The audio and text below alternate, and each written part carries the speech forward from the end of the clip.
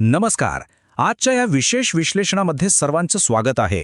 सध्या कृषी बाजारात एकाच गोष्टीची चर्चा आहे आणि ती म्हणजे आल्याची. अद्रक म्हणजेच आल्याच्या बाजारात सध्या अशी काही जबरदस्त उसळी आली आहे की विचारू नका. काही प्रमुख बाजार समित्यांमध्ये भाव थेट 7,200 रुपयांच्या पार गेलेत. ही आकडेवारी खरंच थक्क करणारी आहे. पण ही तेजी अचानक का आली आहे आणि बाजाराची सद्यस्थिती नक्की काय आहे हेच आपण आजच्या या सादरीकरणात सविस्तर समजून घेणार आहोत. आणि पुढचा आकडा ऐकून तर आणखीनच आश्चर्य वाटेल. तब्बल 7,500 रुपये. होय, ही तेजी फक्त 750 वरच थांबलेली नाही, तर काही ठिकाणी दरांनी थेट 7,500 रुपयांचा नवा उच्चांक गाठलाय. हा फक्त एक आकडा नाहीये, तर बाजारात आलेल्या प्रचंड मागणीची ती पावती आहे. इतका मोठा भाव पाहिल्यावर बाजारात उत्साहाचं आणि आशेचं वातावरण निर्माण होणं अगदी साहजिकच आहे.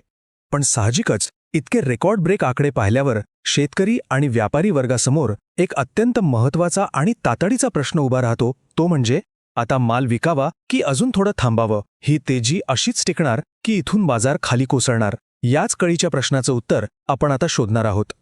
तर सुरुवात करूया स्थानिक बाजारभावाच्या विश्लेषणाने. वेगवेगळ्या जिल्ह्यांमध्ये सध्या नेमकी काय परिस्थिती आहे ते पाहूया. वेगवेगळ्या बाजार समित्यांमध्ये दरांनी कशी उसळी घेतलीये हे यातून स्पष्ट दिसते. कमाल भावांवर नजर टाकली तर छत्रपती संभाजीनगरमध्ये हा दर 7,200 रुपये आहे. जालन्यामध्ये तो 7,100 वर पोचलाय. पण या सगळ्या शर्यतीत सातारा अगदी आघाडीवर आहे.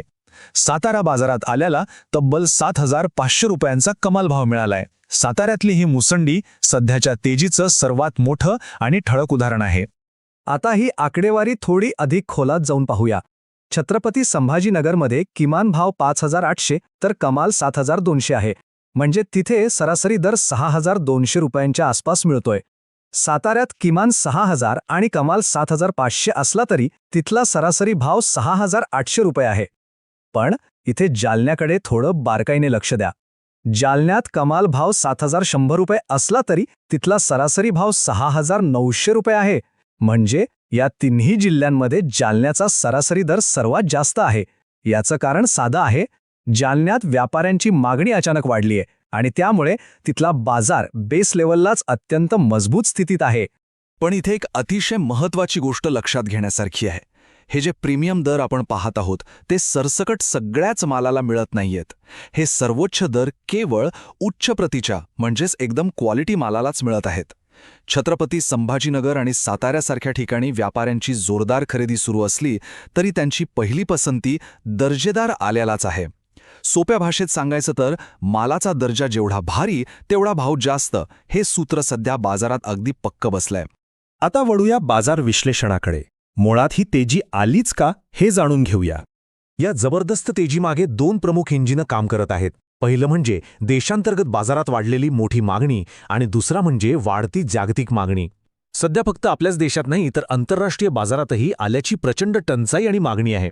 या दुहेरी मागणीमुळे व्यापाऱ्यांचा आत्मविश्वास वाढलाय आणि म्हणूनच बाजारात ही अभूतपूर्व तेजी टिकून आहे. जणू काही पूर्ण जगाला अचानक आल्याची चटक लागलीये. चला तर मग आता पाहूया शेतकऱ्यांसाठी तज्ज्ञांची रणनीती काय आहे. सध्याच्या या अस्थिर पण फायदेशीर परिस्थितीत तज्ज्ञांनी एक अतिशय महत्त्वाची 3 टप्प्यांची रणनीती सुचवली आहे. पहिली आणि सर्वात महत्त्वाची गोष्ट म्हणजे बाजारात एकदम मोठ्या प्रमाणात माल आणण्याची घाई करू नये. जर अचानक आवक वाढली तर हे चढे दर क्षणात खाली कोसळू शकतात. दुसरी पायरी, मालाची विक्री टप्प्याटप्प्याने करावी, जेणेकरून बाजारातल्या चढउतारांचा समतोल साधला जाईल आणि जास्तीत जास्त फायदा मिळेल.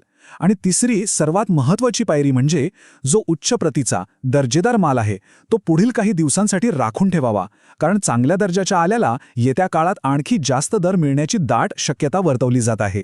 हे सगळं एका वाक्यात सांगायचं झालं तर संयम महत्त्वाचा आहे. घाई करण्यापेक्षा योग्य वेळेची वाट पहा आणि मगच विक्री करा. बाजाराचा सध्याचा कल पाहता भीतीपोटी किंवा घाई गडबडीत पॅनिक सेलिंग करणं नक्कीच टाळायला हवं. थोडा संयम ठेवून योग्य वेळी माल बाजारात आणला तर नक्कीच चांगला नफा हातात पडेल. तर हे होतं आजचं विशेष विश्लेषण. जाता जाता एक प्रश्न नक्कीच विचार करायला लावणार आहे.